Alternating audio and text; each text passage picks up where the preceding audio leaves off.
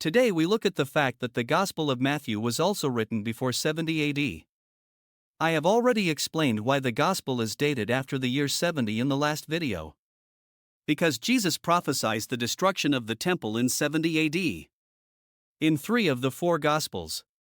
But theologians are of the opinion that Jesus could not have prophesied this. So these words must have been put into his mouth. But there is a very good hint in the text that shows that it makes no sense that the Gospel was written after the year 70.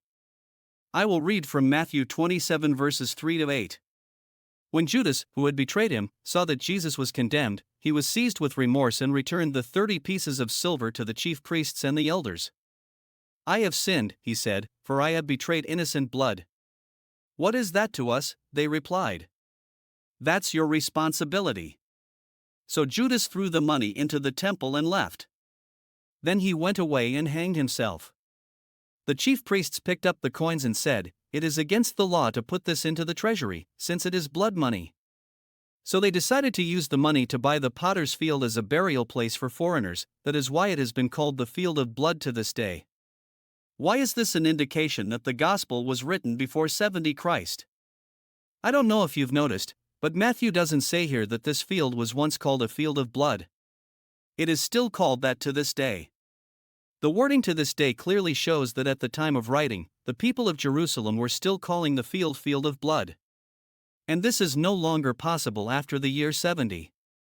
After the destructive war with the Romans, the city of Jerusalem and its surroundings no longer looked the same.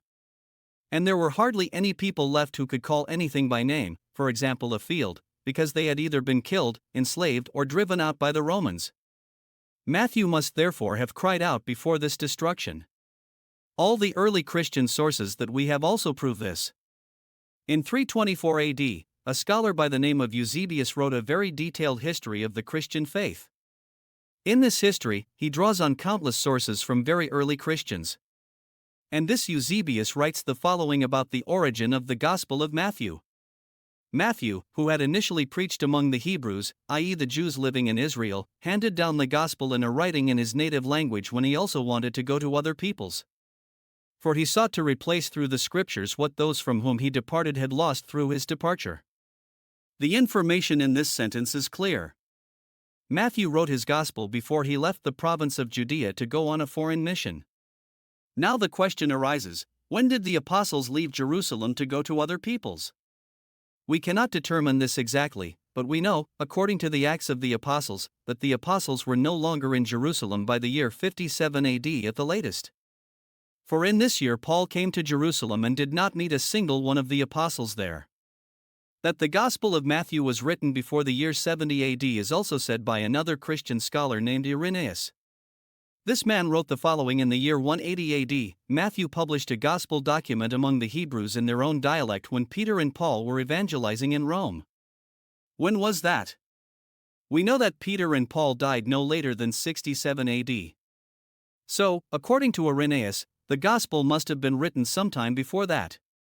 This also supports the credibility of the text, because at that time almost all eyewitnesses who experienced the events surrounding Jesus were still alive. Please give me a thumbs up and subscribe to the channel.